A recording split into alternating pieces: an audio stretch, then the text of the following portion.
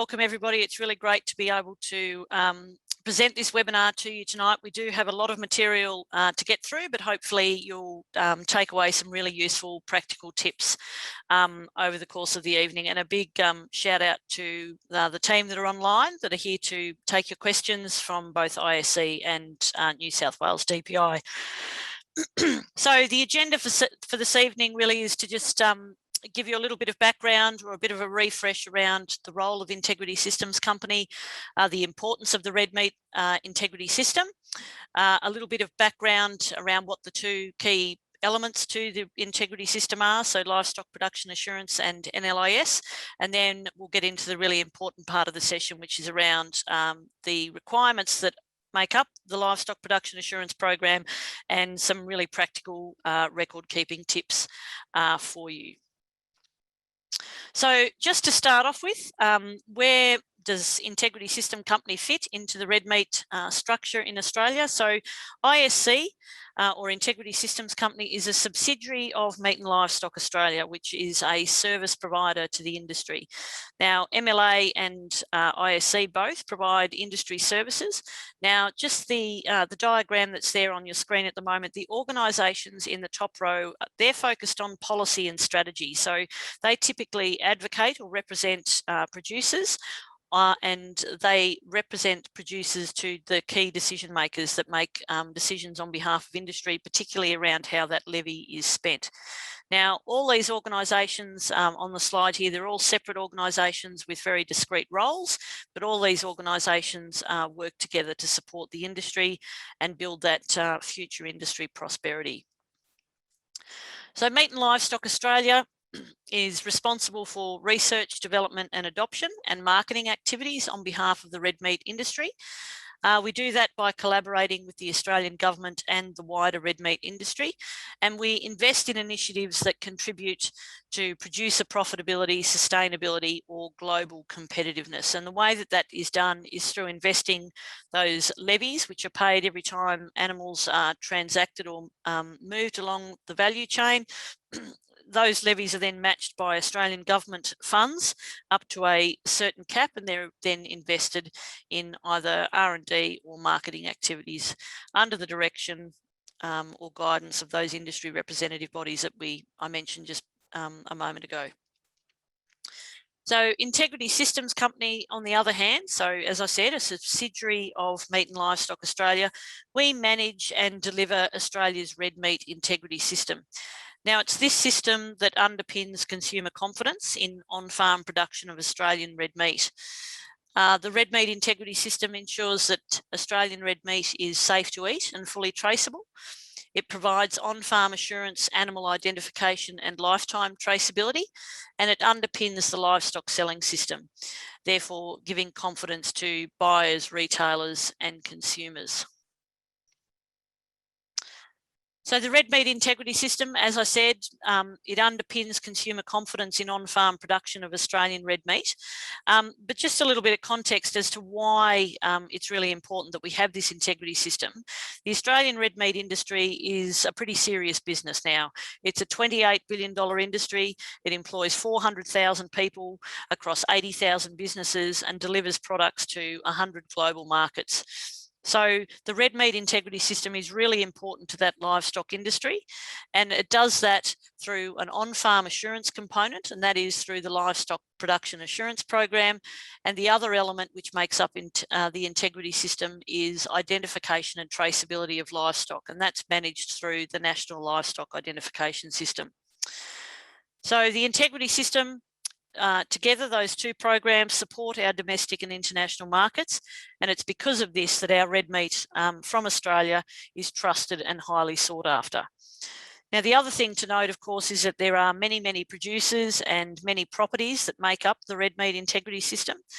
But it's regardless of your size or the number of animals and livestock you manage, the integrity system really is about delivering one measure of quality through one integrity system. And the key message there is that we all have a role to play to stand by what we sell.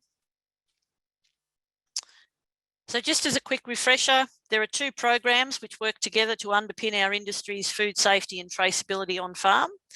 So livestock production assurance, or LPA, that's all about on-farm assurance, and that covers the on-farm management of food safety, animal welfare and biosecurity risks. It's the tick of assurance for your product from producer through to consumer, and it demonstrates the professionalism of the industry and underpins market access for Australian red meat. The other program is the National Livestock Identification System, or NLIS, and it's all about identification and traceability. It tracks the location of every animal throughout its life. Now, NLIS is mandatory for producers and it's endorsed by major producer, feedlot, agent, sale yard and processor bodies. And it's underpinned by state and territory legislation and enhances Australia's ability to track livestock during disease and food safety incidents. Now, there's three other elements to the red meat integrity system that I guess bring the whole system together. And the first of those is the property identification code, which is required for all livestock producing properties, and it's also required for registration with both LPA and NLIS. And PICs are managed independently by state and territory departments of agriculture, and their incorporation into LPA and NLIS is the only way that traceability and food safety can be managed at a national level. And the other two elements to the system, which are really important and which of course is the focus for tonight's webinar, the first of that is the LPA National Vendor Deck, and that's linking that on-farm assurance and traceability component for livestock as they move through the value chain. And then the final bit is around record keeping and keeping accurate records for both LPA and NLIS, and they underpin food safety and traceability and provide that level of customer assurance through the system. So just very quickly, we'll touch on the couple of the key elements being LPA and NLIS and what it actually means for you as a producer on farm, and then we'll get stuck into the record keeping. So LPA, or Livestock Production Assurance, it means that producers, what you need to do is you need to keep your online LPA account details up to date. You need to maintain your LPA accreditation, and this means that you need to complete the LPA learning and assessment, remain accredited and complete the assessment, which is online, or you can do it offline. It's a series of multiple choice questions which you need to answer correctly to receive that accreditation. Producers need to renew their accreditation every 3 years to ensure that your knowledge of the program remains current. And just to note that accreditation does give you more options for marketing your livestock and means that you can access those LPA national vendor decks for all livestock movements between PICs. If you're part of the LPA program, you commit to managing your livestock and property in line with 7 LPA requirements, and we'll go through those in some detail as we go through the webinar, but basically they are property risk assessment, safe and responsible animal treatments, stock foods, fodder crops, grain and pasture treatments, preparation for dispatch, livestock transactions and movements, biosecurity and animal welfare. Some other things that you need to do as part of the LPA program is to maintain thorough records as evidence of livestock history and on-farm practices, and also be prepared to undergo an audit if requested. Now, LPA is an audited accreditation program, so as a producer, you agree to complete an audit when asked, and this is what provides that accountability from paddock to plate. So NLIS, on the other hand, that's the identification and traceability element to the red meat integrity system. What do you need to do as a producer? Well, firstly, similar to LPA, you need to keep your NLIS online account details up to date. You need to order and use NLIS tags as identifiers for every animal on your PIC. You need to record movements of livestock in the NLIS database. And the person receiving the livestock is responsible for completing the transfer. Now, the time frames for property to property transfers do vary, so it's important that you're up to date with the state requirements for that.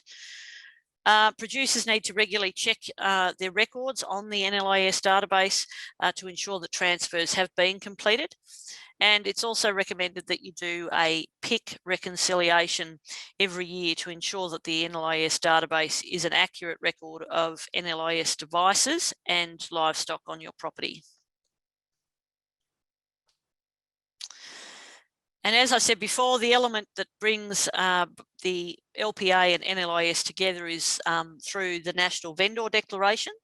So the National Vendor Declaration, what do you need to do? You need to maintain your LPA accreditation to continue to access LPA NVDs. And just to note that NVDs are a legal document, and when ticking boxes on an LPA NVD, your declarations need to be backed up by accurate farm records. You need to ensure that your NVDs are clear, complete and correct, and you need to file and store your completed or received NVDs and check that they have a corresponding NLIS transfer to or from your PIC as part of those records. So we've just given a quick refresher about the different elements that make up the red meat integrity system. For the remainder of the webinar, what we're going to do is go into some more detail around those individual LPA requirements and the record keeping that goes with those, because good records and systems are the foundation of the integrity system. So I guess when it comes to record keeping for LPA, there's a couple of things just to point out. There's no perfect formula when it comes to record keeping. In terms of how we keep records, some producers find that keeping clear notes in a diary or a record book works well for them. Others keep their records within their farm management software program or computer spreadsheets, as we've just sort of seen there on the polling. But regardless of the method, it's important that all the relevant management activities are accurately and clearly recorded and capture the required information. So the key takeaway point there is that there's no perfect formula. There's no one size fits all for record keeping. What's important is that you understand the requirements of the Livestock Production Assurance Program and how to meet those requirements, and then you are able to provide the evidence through your records to demonstrate that you're actually meeting those requirements. That's what's key. So should you be required to participate in an LPA audit, your LPA records will be reviewed by an auditor. So it's important to make sure that they're accurate up to date. But it's also important that you don't just get your records in order if you've been contacted about an audit. An audit's not the time to do this, and it shouldn't be the only motivation for doing this. Providing lifetime traceability and the evidence that goes with that through good record keeping can also actually be a marketing advantage when it comes to actually selling your livestock as well. But the good news is, to make it easier for you, we have created record keeping templates which are aligned to the 7 LPA requirements and outline all the information that you need to be recording. Now, these are available on the ISC website or through the LPA Service Centre. You can see there that we've got a little integrity insight up on the screen. We'll have a number of these throughout the webinar this evening. The first one there is around our templates that are available, as I said, on the ISC website. You can order a hard copy through the LPA website or through the Service Centre, or you can call the ISC customer service team. And don't worry about writing down these details. We'll share all this with you in the post-webinar email. Now, just to be clear, you're not obligated to use these templates if you're already capturing the required information in another format or program. But if you don't currently have a recording system, then they're a great resource to ensure that you're capturing what it is that you need to capture. A recent change has been made to the LPA Service Centre or the LPA website, which now allows all LPA documentation and records to be saved directly within your producer LPA account. And our integrity insight for this new feature is the option you can actually complete your property risk assessment, and your farm biosecurity plans can be completed entirely digitally within the LPA Service Centre rather than completing them on a printed template and uploading them from there. So I guess the benefits of being able to upload all your documents now into the LPA account is that all your records are then saved in one location. You can retrieve them at any time. They're there for easy access for auditing, or if you do need to refer to them. And we do have a fact sheet on how to create or upload documents in your LPA account. This will be on the ISC website, and you can check the post-webinar email for a direct link to that. Now, just before we go into details around records, I guess there's a couple of different types of records that we would be required to be keeping as part of LPA. The first we'd refer to as property management records, which are often completed or reviewed once a year, for example. So these are things like the property risk assessment, the biosecurity plan, and the animal welfare certification. Then there's records which are more operational, and these are records which would be completed daily or weekly or when you're actually conducting an activity. And these are things like visitor registers for biosecurity, feed and livestock treatment records, commodity vendor decks, national vendor decks, and also your livestock movement records. And I guess just another really important thing to note here is that there are plenty of opportunities to utilise your current record keeping systems for the purposes of LPA for other programs, for example, and that's totally acceptable. As long as all the required information is captured within your records, then it can absolutely apply to a number of different programs. And a good example of that is if there is a biosecurity requirement in a particular state, for example, and you might need to keep records for that purpose, then try and make sure that your records will meet the needs of both programs, and they should do that. Another example is keeping chemical use records as part of your ChemCert or your chemical user accreditation, as well as meeting the requirements for keeping records around chemical use within LPA. Same records would meet the needs of both programs. So what we'll do now is we're going to run through each of the 7 LPA requirement areas and provide some examples of the records that are required for each of these. So the first LPA requirement that we're going to look at is property risk assessment. Now for this requirement, you must identify any possible risk on your property where livestock could come into contact with physical and or chemical contaminants and develop strategies for how this risk will be managed. How do you meet this requirement? You do that by completing a risk assessment and a map. You update the risk assessment when changes occur on farm. You document and file the risk assessment and map for auditing purposes, and you can now complete this, as I said before, digitally within your LPA account. So what we've got here on the screen now is an example risk assessment map. Now this is available as part of the ISC record keeping templates. A risk assessment must be carried out when any changes to the enterprise's current activities occur, such as a change in land use on the property, for example. The risk assessment requires producers to mark on the property map suspect areas such as old yards and dip sites, treated yards, old rubbish dump sites, treated power poles and the like. And you can see that those risk areas are just marked on an example on the screen there. So quite a simple template and a simple map, but basically what you're doing is identifying the risks within your property. So then I guess the next example that we have on the screen is where the risks that you've identified on your map, you then document those and then provide a description of how that particular risk is then being managed to therefore eliminate the risk of contamination to animals. And you can see on the screen here the types of things that you would be recording within your records is what the possible risk or the risk site is, and then referring back to the map, the reason that the risk has been identified, any results or further information that you've got about that particular risk, and then the description of how the site is managed to eliminate the risk of livestock contamination. And you can see the first example there is about an old rubbish dump. So the reason that's been identified as a risk that within the old rubbish dump there might be old chemical drums or batteries. That producer's done some results, and it's actually identified that dieldrin is present within the soil, so that's absolutely a risk. And then the description there on the right is how they're going to manage that risk. Well, that rubbish dump was fenced out in 2005, so that tells the history of that. You've identified the risk, what the actual risk is, any further evidence that you might have, and how you're going to manage that. And you can see that these templates and examples that we've given here would lend themselves to creating this as an electronic file within Excel or Word, or you could just simply create a table if you'd prefer to fill it out by hand. So the next LPA requirement that we're looking at is around biosecurity. Now for this requirement, you must implement on-farm biosecurity systems to minimise the risk of infectious disease being introduced to livestock production properties and the subsequent spread of any such diseases. Now, to meet this requirement for the purposes of LPA, you need to keep a formal documented farm biosecurity plan that can also be completed digitally in your LPA account. You need to source a livestock health declaration or equivalent for introduced livestock.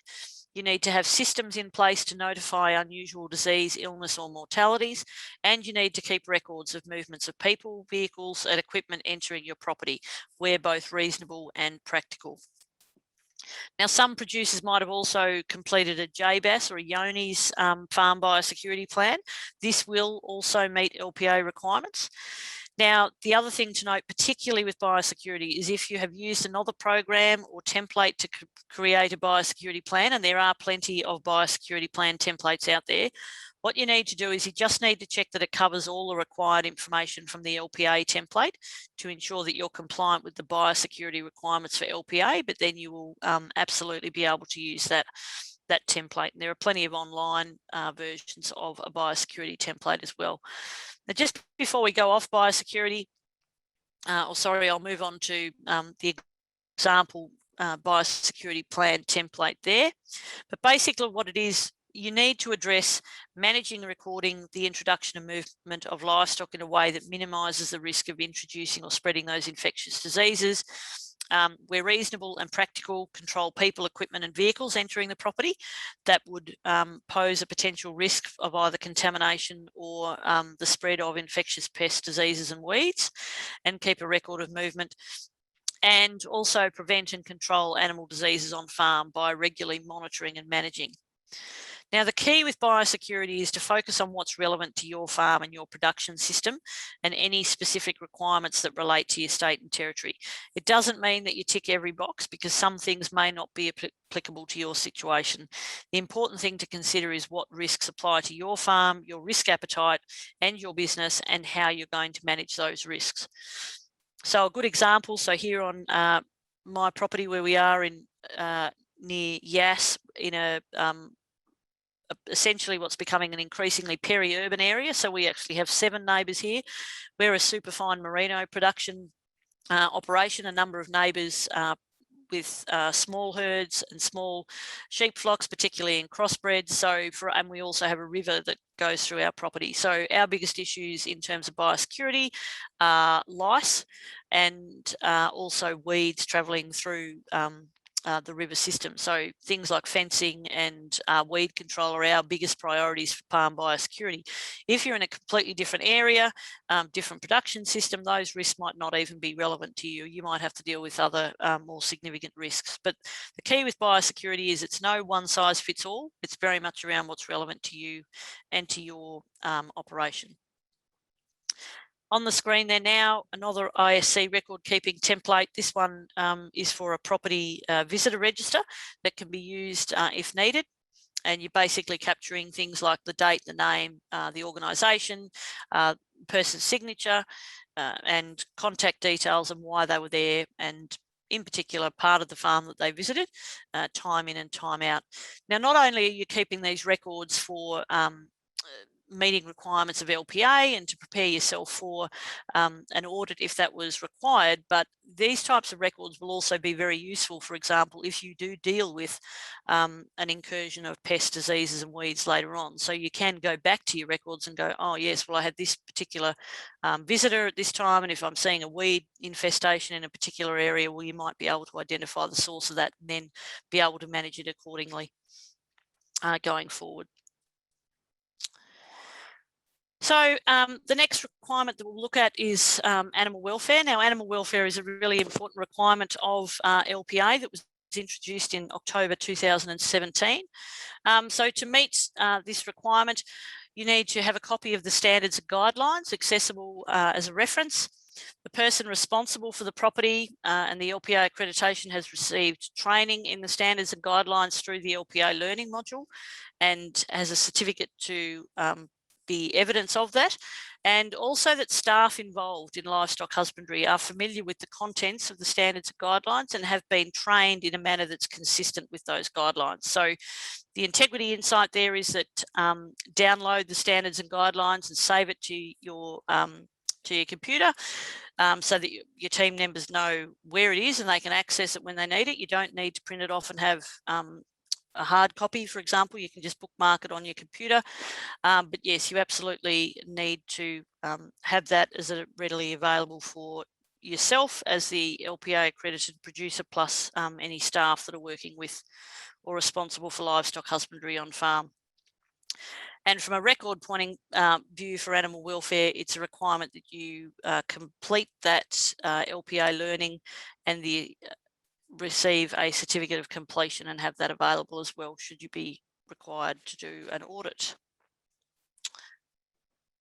So the LPA requirement that we'll next take a look at is around safe and responsible animal treatments. Now, for this requirement, you must undertake steps to ensure that animal treatments are administered in a safe and responsible manner that minimises the risk of chemical residues and physical hazards to the animal or to people. So how do you meet this requirement? You need to document and file all animal treatment details, complete a chemical user course, note when equipment used for livestock treatment is cleaned, record authorisation and directions for any off-label use of chemicals that might be required, note any animals that have been exposed to physical contaminants like broken needles, and mark animals treated with HGPs with a triangular ear mark.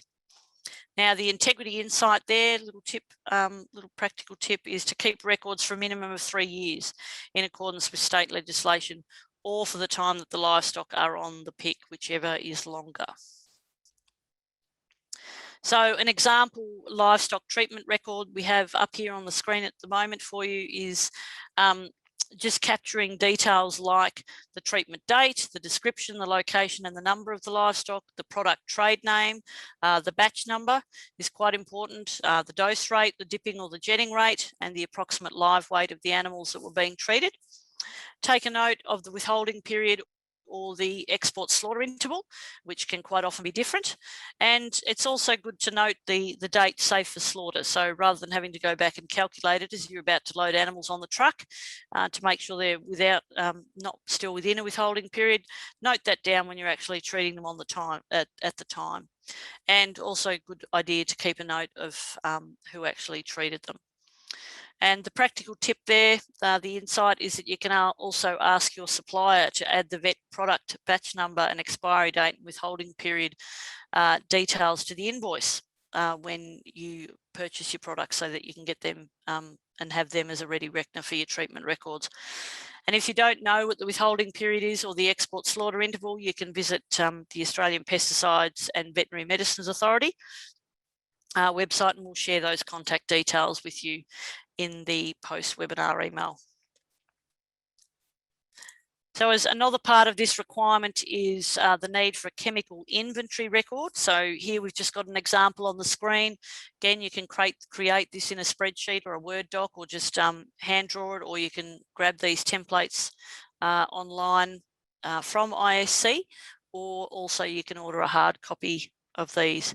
But basically what you're wanting to do here is to keep notes of, this is your chemical store, I guess. So rather than having to go down and check your batch number, for example, you've got a list of when your expiry dates or your batch numbers all within a central point, so that you don't find out as you go down to start drenching the sheep that your product's gone out of date.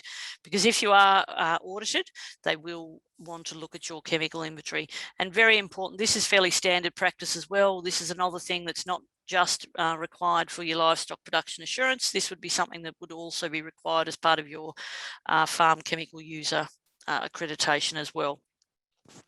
Again, you can ask your supplier to add the batch number and the expiry date to the invoice for your treatment records, so that you've got that in the house or in the office, rather than having to go down to the shed and tip the drum upside down and get those details later on.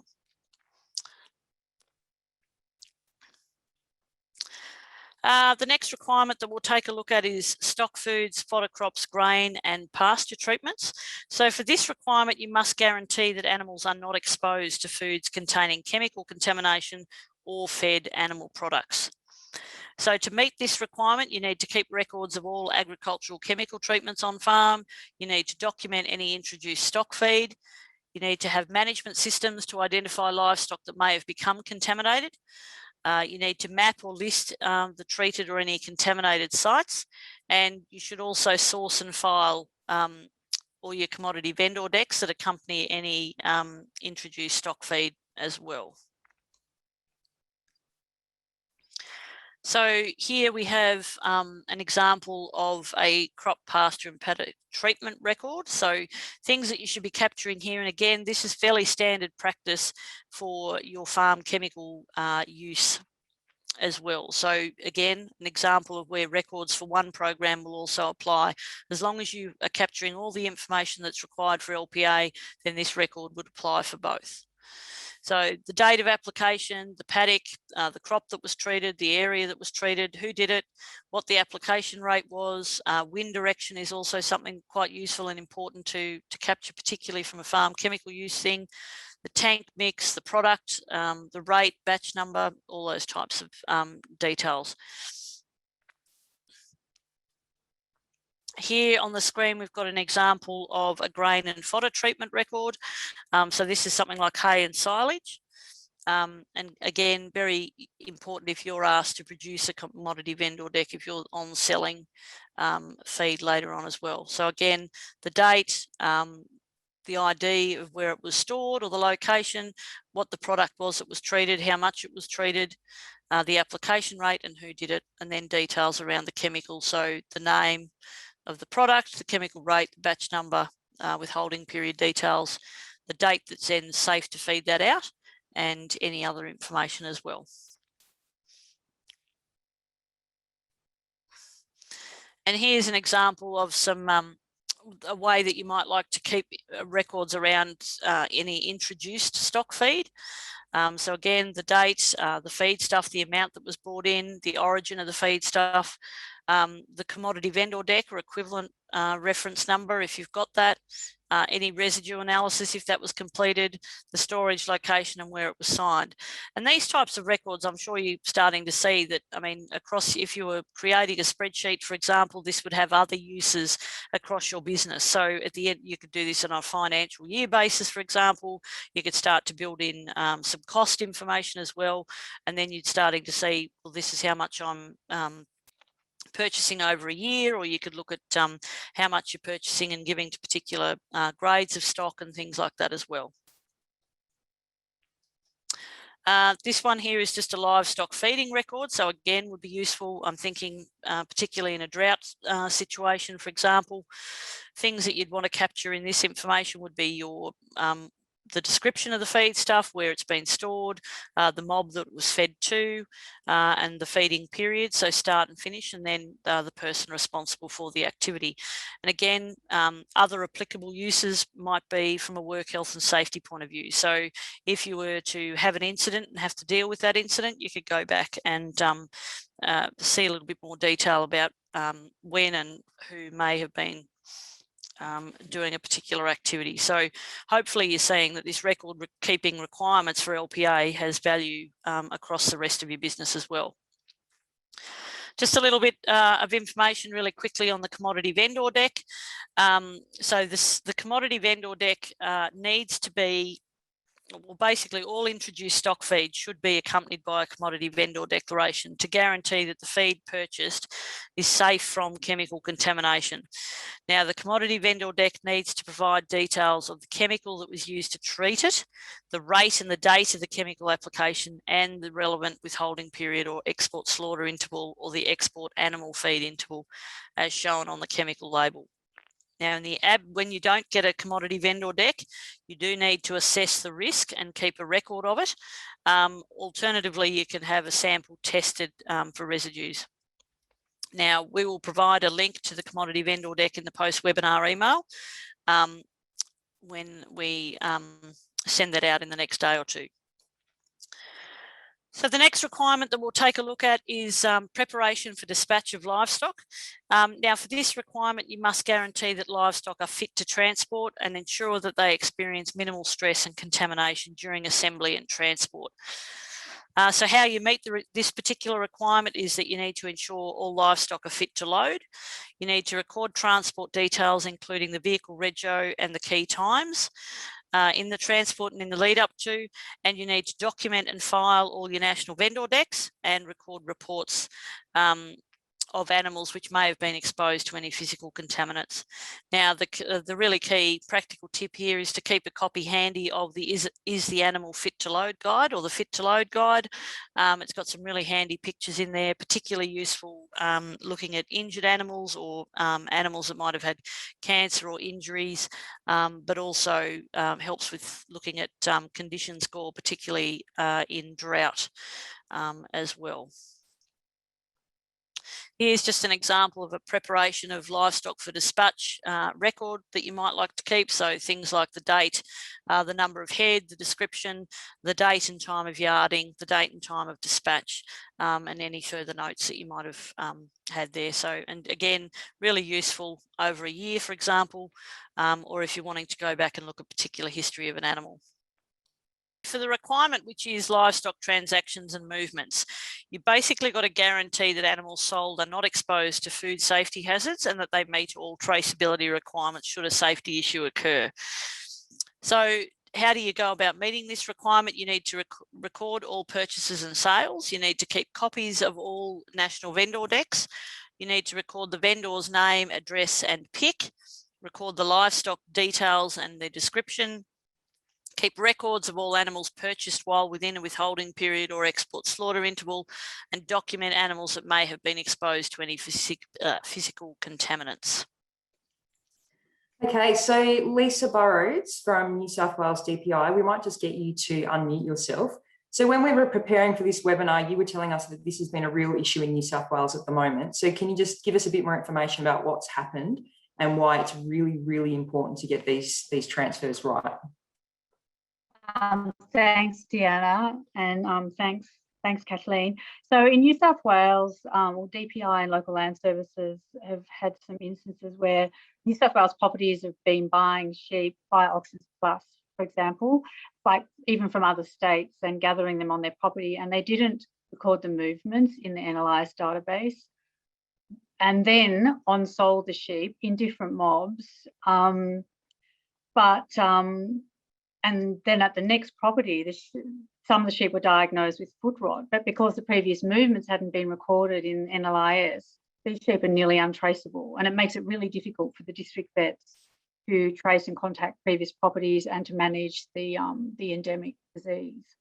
So that's one example. And then local land services have advised us that they go on, many property visits for animal health reasons, and talking to the owners, they talk about livestock that they've bought, and many times they've said to us that the sheep or cattle bought on Auctions Plus on these properties, the movements haven't been recorded in the NLIS database, which doesn't help us when we're trying to manage an endemic disease outbreak or for a worse an exotic disease outbreak.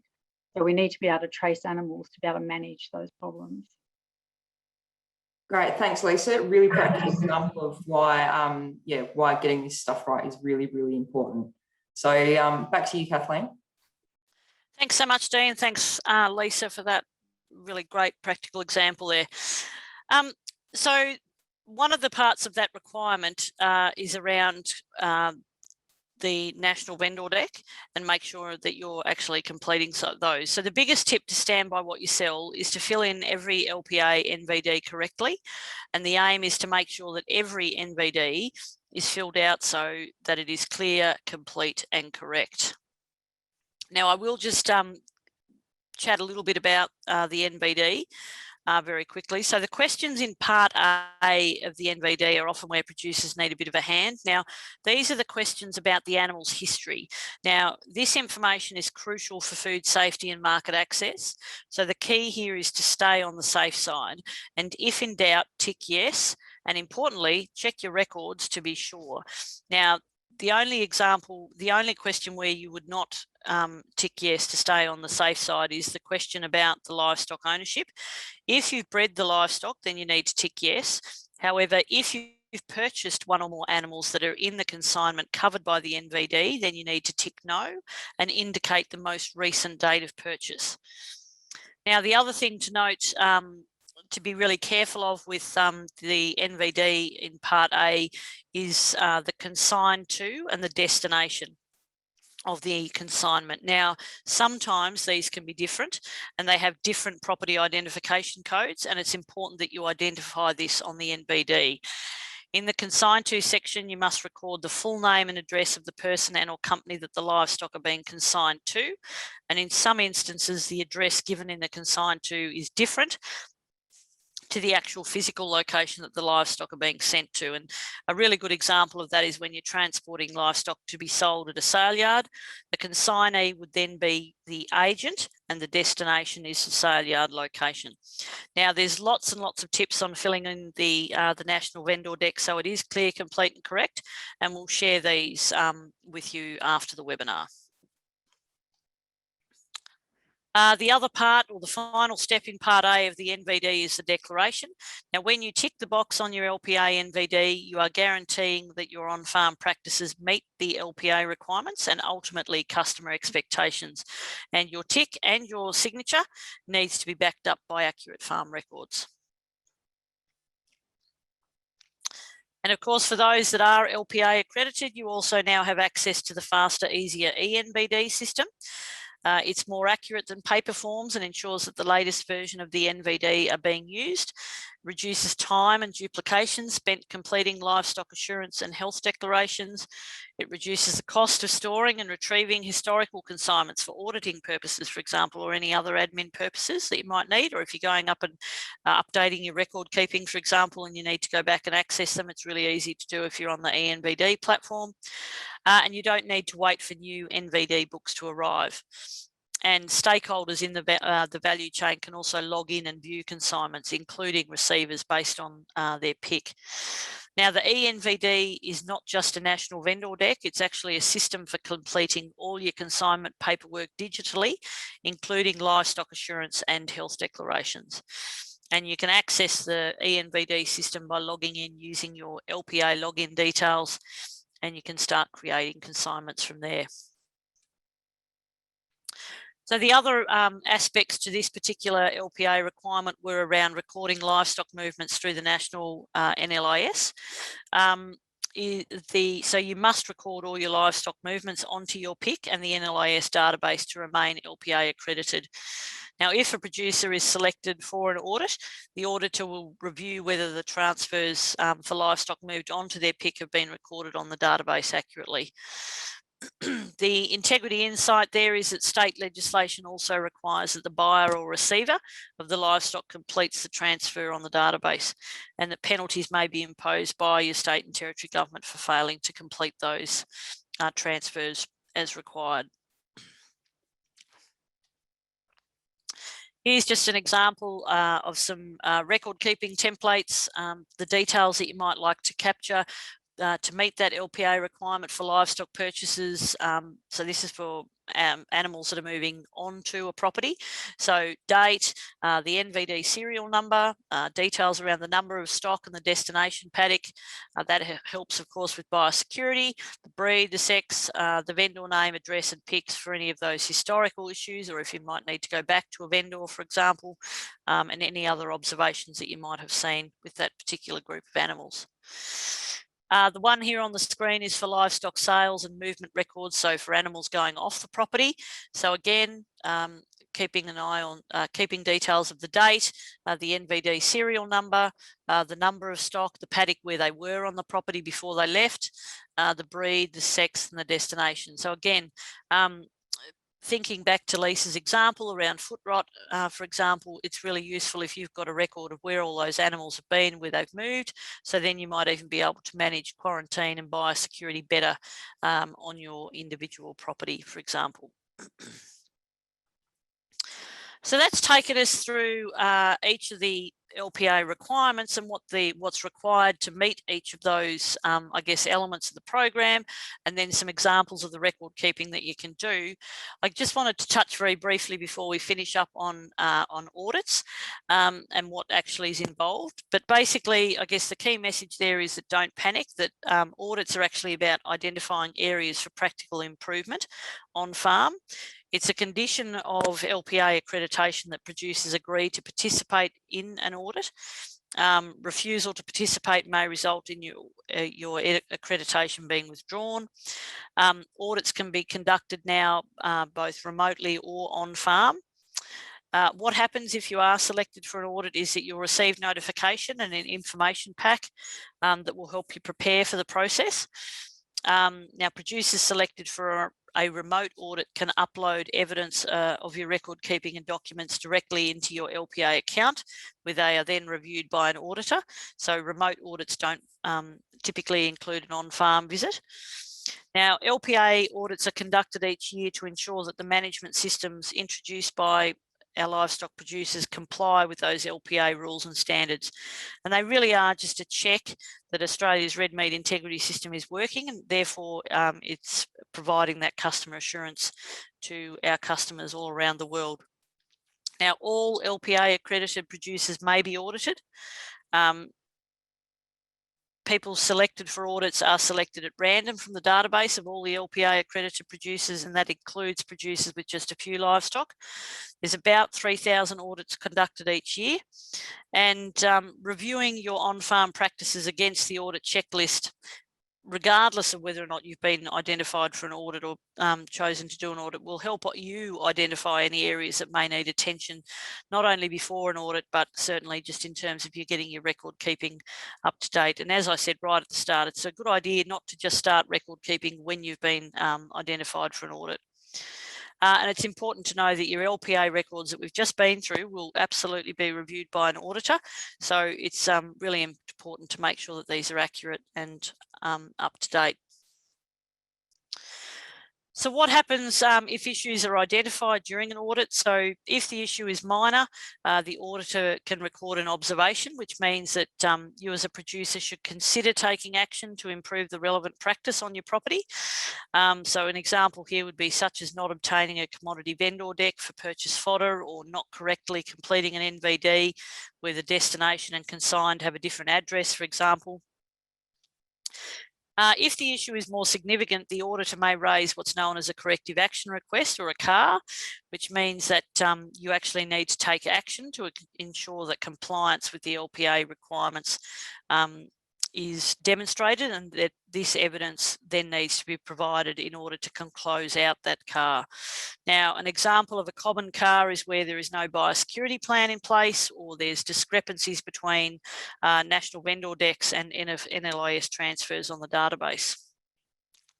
So CARs or corrective actions can be managed by emailing the required evidence directly to the auditor, or by uploading the evidence to the LPA account now, which is that recently added feature to the LPA Service Centre. Now, the practical tip there, or the integrity insight, is you can access your how to respond to an LPA corrective action fact sheet on the Integrity Systems Company website now. And we will circulate the link following tonight's webinar. Which brings me very close to the end, which is, where do you go to find some more information? So we have the ISC website. The link's there on your screen, but we'll provide you with a direct link. We've got lots of information about the different program requirements. We've got the templates and the examples and fact sheets, checklists for each of the requirements as part of LPA available on the ISC website. And you can also go to the LPA Service Centre directly into your account, where, of course, you can now store your online records online as well. For other information, we have our monthly Integrity Matters email, which goes out to all LPA accredited producers. If you don't receive that and you would like to, you can subscribe through our website, or contact us once you receive that email in a day or two directly, and we can make sure that you receive that going forward. We're on all the social and digital platforms listed there, so Facebook, Twitter, YouTube. We've got some great animations and resources on YouTube to help you complete your NVDs, use the eNVD, get a better understanding of the integrity system and the like. So there's some really practical tools there as well. And just before I finish, I did need to just say that The national vendor deck in particular is a declaration. It is your declaration. It's a legal document. We can't do it for you. Your livestock agent can't do it for you. We certainly can help to do that and give you some advice. And as I said, we've got a number of tools and resources that are available to make it easier for you. But really important to understand that the integrity system is a really important part of being livestock producers, and as I said at the start, it really does underpin our market access all around the world. So we'll finish on that note, and happy to take any questions. You can see there's been lots of stuff going on in the chat and lots of questions coming in, but that's it from me. Dee, back to you. Fabulous. Thank you, Kathleen. So much great information, all packed into the presentation there. So I'm just going to put out a last call for questions, folks. If you have a question to ask, pop it in the Q&A so our team can get onto it before we finish tonight. The other thing that I want to do is put the evaluation link in the chat. So if you're not typing a question, we'd love to get your feedback on this session, find out what you thought and get your suggestions for any other topics that you'd like us to cover coming up. So folks, I've got just a couple of questions. We've got just a couple of minutes before we're going to finish up, and I really want to put the first one to Lisa Burrows from New South Wales DPI. We just want to be really, really clear on what's required when people are moving livestock, Lisa. So can you just clarify what documents do people need to have and in what format? Thanks, Deanna. So in New South Wales, if you're LPA accredited, you must have an LPA NVD with you when you move livestock, when you transport livestock from one property to another. That is an LPA rule as well, from what I can gather. The other documents available for moving livestock or transporting livestock are a transported stock statement, which is available from local land services. And for the sort of some very unusual movements, for example, when, say, livestock aren't tagged for some reason, a permit from local land services can be obtained for that scenario. Great. Thank you, Lisa. Excellent. Now, Joe Gangemi, we might just come over to you, just a couple of really, I guess, clarifying questions as well. So if you are not LPA accredited, do you need to keep records? If you're not LPA accredited, it's still a really good idea to keep records just for your own farm management. And if there's any state requirements for record keeping around chemical use and things like that, then I would highly recommend keeping records. They're always important when you're managing livestock and managing a farm. But yes, if you're not part of the program, then all these requirements don't apply to you. And so how long do we need to retain those LPA records for? So there are differences between states in terms of how long records need to be kept. And I'm pretty sure Lisa put in the chat before that in New South Wales, NVDs need to be kept for 7 years.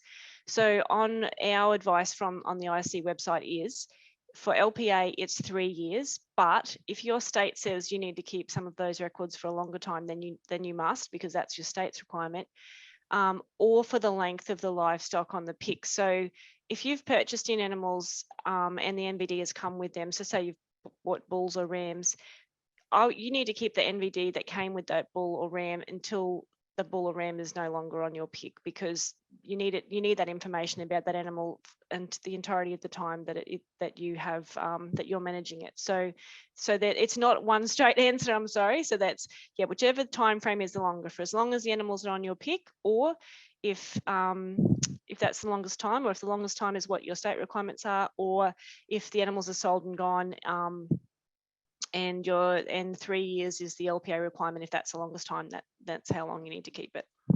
Okay, great, thank you. I'll let you get back to the Q&A and finishing up those questions. So we'll just also hear from Emily Duncanson, who looks after ENVD. Emily, can you just make a comment on whether ISC has a preference for digital or hard copy records? Yeah, sure, Dee. Thank you. ISC absolutely doesn't have a preference for hard copy or digital records, and neither do your auditors. Obviously, I look after the ENVD program, which ISC is making great efforts to ensure is the best experience for users. And ENVD is free, it's always accessible, and it means that all your records are in one place. But we don't have any intentions of stopping hard copy records, and there's certainly no preference in terms of your LPA accreditation or on-farm record keeping. So whatever floats your boat. Okay, great. Thanks, Em. Now I'm just going to let the ISC team finish off answering those questions in the Q&A. But while they're doing that, we'll just come over to Damon Holmes, who is the Integrity Program Manager for ISC. So Damon, when it comes to how changes are made to the LPA NVD, can you just give us an insight as to how those forms get changed and updated? What's the process? Yeah, thanks, Deanna. There's a very much a formal process in not only gathering requirements for the form itself. So if there is an issue regarding be it chemicals or issues with contamination at point of processing, there obviously is mechanisms through our peak industry councils as well as state and regulators that provide that input into the form. And there's a 12-month review process that goes through. So there's significant communication, as I'm sure all of you, hopefully on the webinar tonight, has seen as the recent changes as of January this year. But there's a 12-month review process and a 6-month communication process before there are any forms changed. So there's a lot of rigor behind it, and obviously they're changed for issues that have come up. So that's how it works. Great, thanks, Damon. So, folks, we're about 5 minutes over, so I'm going to finish up our questions with Kathleen. If you have a question in the Q&A and it hasn't had an answer, don't worry, we will get to it. It will come out in the post-webinar email. So, Kathleen, if you are a small landholder with a small number of animals, does all of this apply to you? Thanks, Dee. Yes, it does. So, certainly, if you have a small number of livestock, then yes, you are required to meet the integrity system requirements. You don't have to be part of LPA, for example, but the traceability elements in terms of NLIS and identifying the stock, then absolutely. But yes, regardless of the number of animals that you have, you do need to meet the requirements set out in the integrity system. But Integrity Systems Company, I guess, over the last few years certainly recognises that there are a number of producers that may not interact or engage with the integrity system particularly regularly, and by that I mean might not be filling out a national vendor deck very often. So we've certainly got plenty of tools and resources to help producers meet their requirements. But yes, anybody that has livestock, if they are moved from one particular location to another, then they are required to meet the identification and traceability and the documentation requirements that go with that, regardless of where they're moving. So, because that is I guess, the fundamental element to the integrity system and how we provide that traceability and assurance to our customers all around the world. Great, thank you, Kathleen. Just a reminder, folks, we've got that evaluation link in the chat. We would love your thoughts. It's short, sharp and shiny, I promise. Only take you a minute or two. So if you can click on that one and give us your thoughts, that would be awesome. Now, Kathleen, final question of the night. If you are finding all of this record keeping a bit too overwhelming and a bit too confusing and not sure where to start, where would ISC recommend you do so? I think the best place to start would be on the ISC website. where we've got all the templates and the checklist, because basically what you need to do is you need to understand the requirements for how you manage your livestock and your property, which are outlined in the Livestock Production Assurance Program, and then you need to keep your records to demonstrate that you are doing that. So there's plenty of templates available and some checklists. As we said right at the start with the poll, it's no one size fits all. It's what works for you. If hard copy works for you, then that's great. If you'd rather set up something online, such as through a spreadsheet or a Word doc, then that's fine as well. There's plenty of farm management software available, which also have the ENVD integrated into those. And if you're interested in any of those, they are licensed by ISC, and there is details on our website as well. But the important thing is that you understand the record keeping that works for you, and there's plenty of information out there, and I guess tools and resources that you can get to help you do that.